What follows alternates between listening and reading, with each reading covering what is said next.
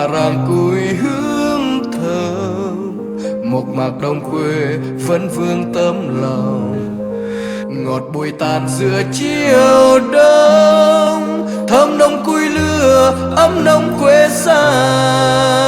Mạc cà ràng cùi hương thơm nồng nàn, mạc cà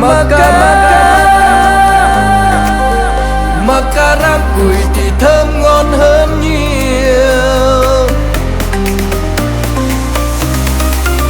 Mạc cà ràng cùi hương thơm nồng nàn, một mạc đồng quê vẫn vương tấm lòng. Ngọt bụi tan giữa chiều đông, thơm nồng cùi lửa ấm nồng quê xa.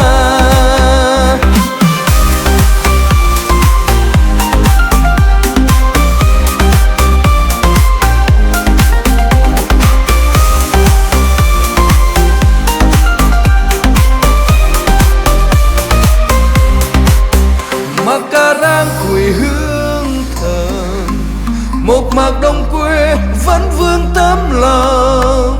Ngọt bụi tan giữa chiều đông, thơm nồng cùi lửa ấm nồng quê xa.